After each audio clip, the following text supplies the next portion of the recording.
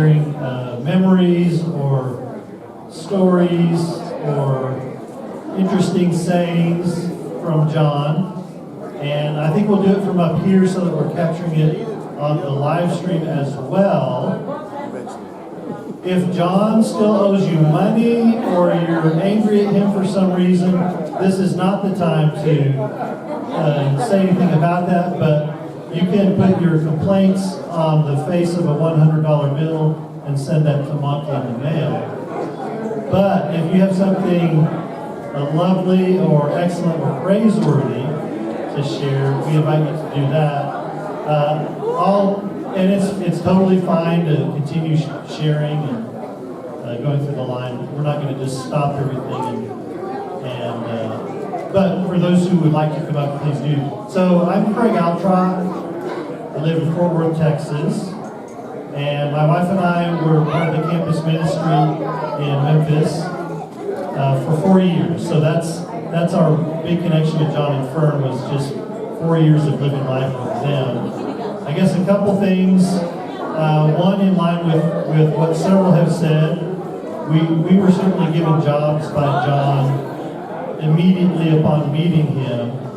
I was a student at a graduate school, and my wife Leslie was teaching in the inner city in Memphis. So one devotional, one Friday night, John came up to us and said, "Hey, would you guys like to lead a mission trip, international mission trip next summer?" And I smiled and didn't say anything, but thought, no way, that's not something I want to do. And Leslie, my wife, was immediately like, absolutely, that's what we want to do. The next week, John posted something in a written newsletter that said that we were leading a team and that it was going to happen. And so it did happen. And I'm really thankful that it did happen. Maybe one other kind of funny memory I have of John traveling is probably that first trip. It was either the first trip that we did with John to Kiev or the second trip. But we ended up in London on a Sunday morning for some reason. We had flown all night, and we're in the airport in London on a Sunday morning. And we were all tired, but we were hungry, so we're just trying to find something to eat in the airport. But John was also thinking about the fact that it was Sunday and that we ought to take communion together. But you couldn't really find any grape juice in the airport. So John found a cluster of grapes, and we sat down with our breakfast, and we had communion, and we couldn't drink grape juice, so everybody took one grape, and we put the grape in our mouth, and that was our communion juice. Was chewing on the grape and letting the juice run down our throats. So I appreciated John being thoughtful about where we were and the fact that it was still okay, even in an airport, to sit down and take communion together. All right, well, I have more things I could say, but anyone else want to come up and be famous on the microphone for a few moments and share something about John? Oh, here's a willing person. Come on over, Mike. Thank you, Craig. I'm Mike, and I hope everyone's lunch is good. If you're having something that maybe you don't quite like, you may say something along the lines of one of John's jokes, which is, "Oh, that's not half bad. That's all bad." You may also have an experience one time in life that maybe it wasn't what you quite expected. And you might say something like, "Wow, that's a once-in-a-lifetime experience." You hope it only happens once. John's got so many corny jokes, but I just love the small things. When I think of huevos rancheros, I think of John. When I cut a potato, I cut it one way, I rotate the potato, cut it another way, and then slice it. I'm dicing the potato. It makes me think of John. He taught me so many things. I took Greek with him, and it was, I think the biggest reflection that I had is it's not just John, it's the entire Moreland family that has had such a big impact in my life. I got to be on the mission trip in 1993 with Monica leading the trip in Minsk, Belarus. A couple of years ago, just prior to the pandemic, on my bucket list would be to return to Minsk And in 2019, I got to do that with my roommate that was the roommate from the Christian Student Center at that time. So the All Trucks, Craig and Leslie, and of course Chris and Kendra were a big part of my life at that time too. But it really, if anyone has a story you want to share in between your bites, I encourage you to come up. Or if you just want to listen to some more of the jokes, if you have a favorite joke or a funny joke that you can think of. But, why Huevos Rancheros? Why Huevos Rancheros? I don't know, maybe one of the family members can tell me, but John, we cooked breakfast, and I would go to the house and have Huevos Rancheros, and John taught me how to make Huevos Rancheros. I think we have another taker here. What is your name? Oh, yeah. Well, you're a relative. Hold it close to your mouth. Our congregation here is highlighting discipleship right now, and they asked anyone that wanted to highlight someone, and I thought of John. So last Sunday, this article was read here at the congregation, and Dr. Melody asked me if I might share this today. So that's why I'm doing this. John was a joyful soul. His passion for service and goodwill was unparalleled. John was a talented singer and used this as a healing tool when visiting someone ill or in the hospital.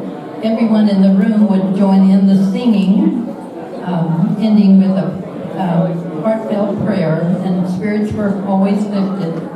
John was an elder of this congregation during part of his years here, and we heard this quite a bit today. He wanted everyone to have a job, to have a part of the congregation, to feel a part. So you would be sure to be on a committee, fellowship, kitchen, nursery, yard, or maybe a housekeeping job, like laundering the baptismal garments following a baptism. John's schedule was full and running over, but he found time to pass the art of discipleship on to his children. After Fern went to work, all four of them, from elementary age on, were responsible for preparing the evening meal. So John would try to get home in time to work with each child in a one-on-one setting. Knowing John, it would be a fun and learning experience for each one. If the occasion was appropriate, John would take one child with him on hospital visits and so forth. But this is about counseling and support. John had a good rapport with all ages. However, his work here was primarily with the college age and young people. John would, I should put my glasses on. Much could be said about the many who John helped grow in their daily walk. But one quote from Max Miller here, he said, "I was headed down the wrong path, and all John did was care for me." I think John would like to be remembered by those two words, he cared. I worked with John his first 7 years down there, 12 years down at River City Center.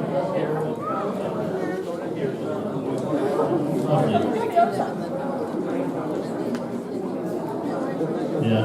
Oh, thank you so much. What a beautiful memory. Thanks for writing that down. Good. Good job.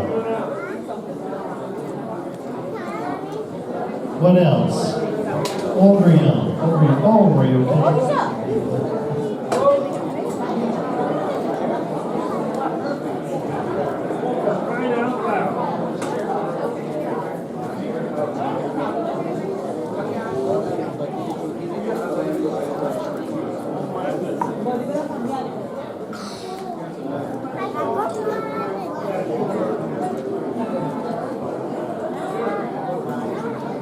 All right, I'm going to kind of look down the tables here and just see. This is a table full of families, so they've been saying their pieces, but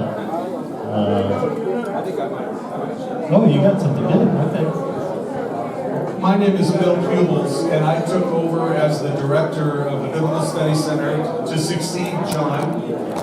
He recruited me to teach there in 2009, and he did it just like all the other stories. He says, "Hey, I found out you got a Bible degree." I said, "Well, I do." He said, "Well, you're qualified to teach." I said, "Teach what, where?" And he said, "Here, what do you want to teach?" I said, "Well, how about apologetics?" He said, "Sounds good. See you Tuesday." So he got me down there, and I slowly just got more and more involved in the center. And he was so encouraging to me, and he was positive. He was warm, welcoming, and then when I took over as director, I felt a little bit untimely warm. I was kind of coming from outside the normal channels.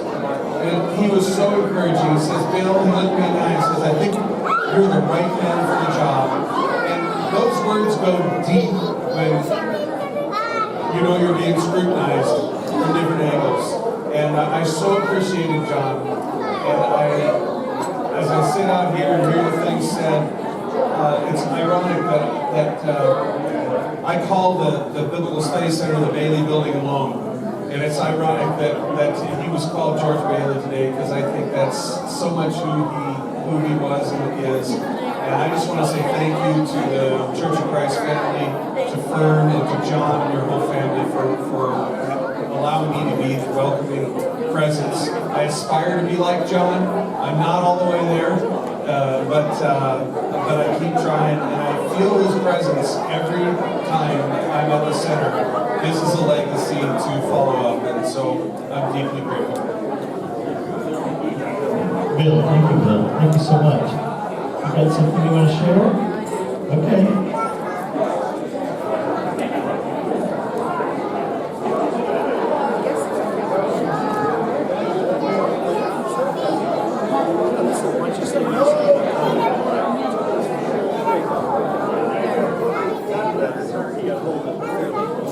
Hi, my name is Joanne Magruder, and Mormons have been in my life for 48 years. I moved here in 1975, and John was one of the first people that I met. And he, as many of you, has had a tremendous influence on my life. So I'm just going to share a couple things. I want to share one thing that happened at a campus retreat, and we were at Camp Ivydale. And John had told us to take a flashlight, a jacket, and a good pair of walking shoes. I don't know how far we walked, but we were in some cattle pen or something. And he gave a lesson on the book of Hosea that really touched my life, and I've never ever forgotten that. And then a fun thing. We were on our way to Montana on a campus retreat, and we get up out of Peekaboo, Idaho, which is up there around Haley or somewhere. And he said that whoever's not in this vehicle in 20 minutes, I'm leaving you behind. Well, there was all these people. There's no way we could have done our restroom bit and everything. We come out, and the car's going down the highway. The Melody's running, "Oh, Dad, please don't leave us, don't leave us." And then John has had such a tremendous influence on my life. I took classes from him. He helped me. He really opened up my eyes to the scripture. I learned Greek from him. And I want to finish with the final thing that he did. One day he said, "We're going to go over on campus and we're going to evangelize." And I think it was Melody and Debbie Riley Crownover, and myself. And we went to campus, and he said, "Now we're going to go up to these people and we're going to talk." And you know, John had never seen a stranger, so we were witnessing to people. And then the next day we said, "Well, let's go do that again, John." And he said, "No, I showed you how to do it yesterday. Now you go do it today." So I just honor him, and it's just been such a tremendous part of my life. I love him so much, and I know I'll see him again soon. Can I have this? Okay. Thank you, Joanne. Thank you so much.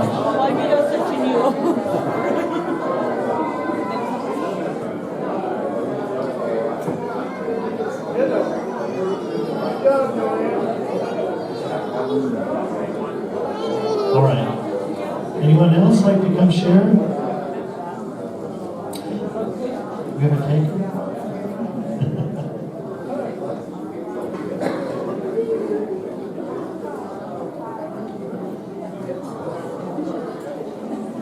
I do think there's lots of sharing happening at the tables, for sure, and that's very appropriate.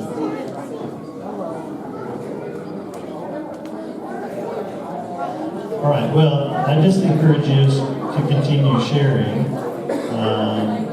as you're doing, and yes, make sure we drop by the family, give them hugs. Are you coming up here? You have more you want to say? Or you have some additional things to share? There were too many stories, so I saved a little bit for here. Mainly, I wanted to give you a glimpse of the last few years here. You know, if you visited Dad, you would be greeted with the emphatic words, "Come on in this house." He said it to everybody. In the end, late in his life, many delivery people were greeted with that and had an unexpected visit into Dad's home.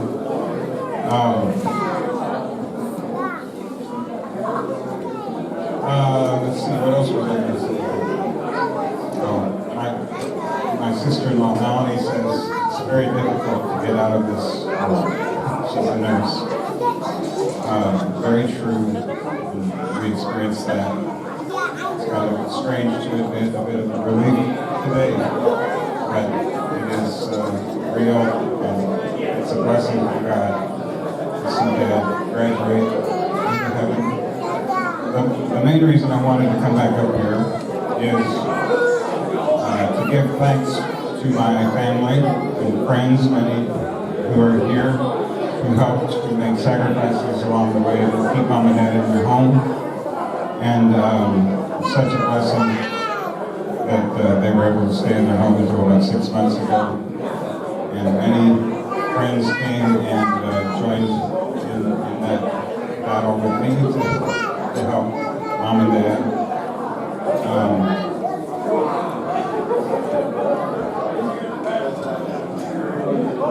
So I can't name everything, but I wrote a few names down. There was a time when COVID was happening, Dad was sick, and all the caregivers were gone. And no one was there to help them. They were fending for themselves, and I was sick with COVID. And so was Melissa. It was just a very dark time. And some came alongside Ted, Melanie, Taylor, and then through the subsequent years, there were others who came along during little crises here and there. Lori Goodwin, Wysudine, Colin Arwin. They're my true brother and sister, Pat Wall, Una Martin, Don Boyer, and the list goes on. There were many. There's nothing in this life like a true friend. And I just want to thank everyone and my siblings from afar who helped during all those years that became very difficult. Granddaughter Carly Miller was helped organize the delivery of a meal each week. So many things came together to help Mom and Dad. But I mainly wanted to say thank you to my family. There's kind of a hidden sacrifice. You know, the time that I had to give to my parents I'm away from my family. And that's, I really wanted to say thank you for over the years, my kids and my wife. And where is my wife? Is she in the room? There she is. I wanted to say thank you, Mary Beth, because you did sacrifice. You helped me figure out how to care for Mom and Dad. Not only care for them, but care about them. And that she taught me a lot about empathy, because she can feel what other people are feeling, and I'm sitting there blind. But I just wanted to wrap this up and say thank you for all of the time and the love, working together. You did to help Mom and Dad. Yeah. Thank you so much. Awesome. Thank you so much. So many good people here. So many people doing such sweet service and continuing to do so with Fern, who we love. We love you, Fern. It's Craig. It's Craig telling you that we love you.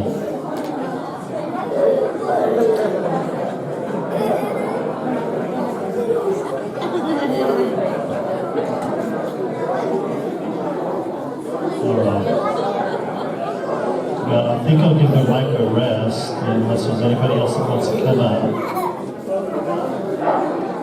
Very good. Thank you, everybody that shared, for the caring that you're doing even now.